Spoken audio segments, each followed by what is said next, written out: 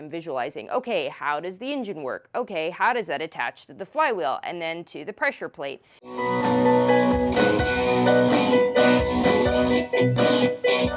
Welcome back to Christina's Garage Gearhead in Training. Today I'm going to review how a clutch works. I was walking through my garage and looking at all the parts that I have for both of the engines. When my dad and I first went to TEM Performance, we had two complete engines that were assembled, 383 strokers, and then TEM Performance disassembled them and reviewed both. So right here I have one 383 stroker and another 380 stroker right over here. There obviously is some other junk in there as well. I need to organize my garage a little bit better.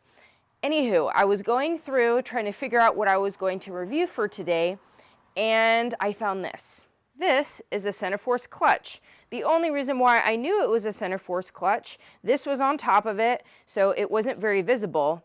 This is a patented technology that only Centerforce has, and this thing is completely dirty. I had no idea I even owned a Centerforce clutch before going out to their facility, before doing a bunch of content with them. I had no idea I actually had one.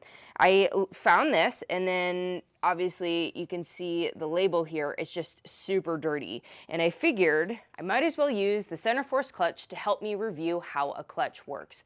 Last night I went back through both of the videos that we filmed at their facility earlier this year. That way I can remember more of the terms and stuff like that. When in terms of learning, repetition is how you're able to actually have the information sink in. It's a lot for me to learn, and I've actually tried recording this several times, and I'm realizing there's parts of the story that I'm still not completely clear on. I don't know exactly how a transmission works, so I am starting to understand what the clutch does. I'm going to need to learn what a transmission does to fully understand like what happens in neutral and stuff like that. This is the pressure plate here, and then there's a Centerforce disc in here as well. The flywheel at the very bottom is not a Centerforce flywheel. I just wanted to use it because it usually all kind of goes together. The flywheel, this big piece at the bottom here, it's kind of heavy, so I have to be careful. This flywheel is attached to the engine. As the engine is on, this is rotating. The plate is sandwiched in between, and then you have the pressure plate on top. And the pressure plate is bolted directly to the flywheel. When the engine is on, the flywheel is moving, and the pressure plate is also moving. And how the clutch works is this disc is not directly bolted or attached to the flywheel and the pressure plate. These little splines here, this is where the transmission goes through. When you push down on the clutch pedal, it goes through the mechanisms, and then it puts pressure on this diaphragm here.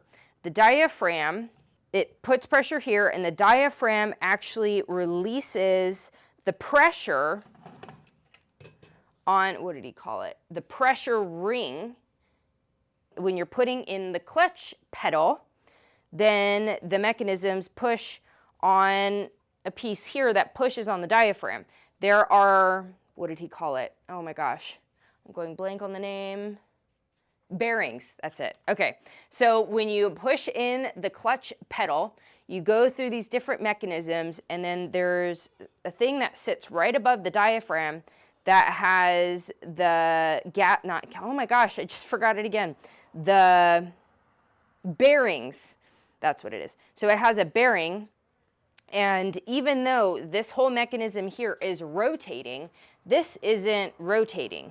This is staying stagnant. The bearings are what allows the transfer of pressure here to here. When you push on the diaphragm, it uses the pressure ring, and the pressure ring will put, like, because you can't see it in here, you're going to need to go back and watch that video of how it's made, because it pulls the ring up a bit when you push down, obviously I'm not strong enough to do that. That's why you have the metal mechanisms. And it lifts it up a bit so that it releases the disc from being sandwiched between the pressure plate and the flywheel.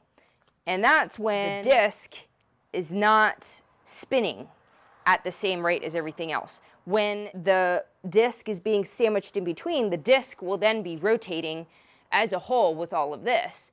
When you push in the clutch, that's when you're releasing that disc so that the disc is no longer spinning with the rest of this mechanism. And that's what allows you to use the transmission at that point to change gears. I don't understand how the transmission itself works. That's something I'm going to dive into the future. Still, it's really cool to see how this actually, because I had no idea how it all worked. One thing that's really, I'm really excited for when I actually use the Centerforce clutch myself is their patented technology that it actually requires less pedal pressure. So when you're in the car and you're pushing down on the pedal, I've practiced on several different cars. I need to practice a little bit more with my manual driving because I still struggle. When I push down on the clutch pedal, the amount of pressure, do you need to like slam it all the way down and put all the pressure on there? The cool thing about the technology that they have, it requires less pedal pressure because these have really cool engineering ways that they work, that it assists you. That way you can push down on the pedal for the clutch and it not require as much manual pressure in order to engage this and release the disc from being sandwiched between the flywheel and the pressure plate. Hopefully that made some sense. I'm still learning. This video was definitely as much for me as it is hopefully for you guys. Hopefully it makes some sense. I ask a lot of questions. That is my biggest feedback. If you're watching this and you don't know how a clutch works, and you watched my my attempts to teach, because that's the process that I'm in right now, and you still don't understand, go to somebody that knows and ask those questions. That's how I'm starting to learn. If I don't ask, I won't ever find out. And again, YouTube's an amazing resource for people to go through and to watch different videos. Sometimes they have 3D renditions where you can actually like look at how it works.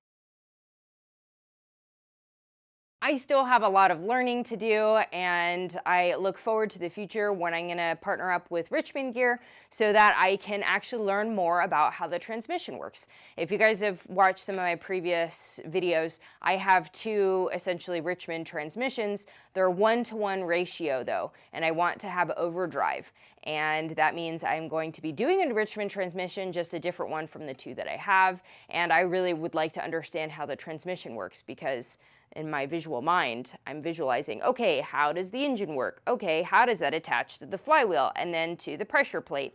And then how does this actually attach to the disc, and the disc attach to the transmission? And then how does, so that's how my brain works.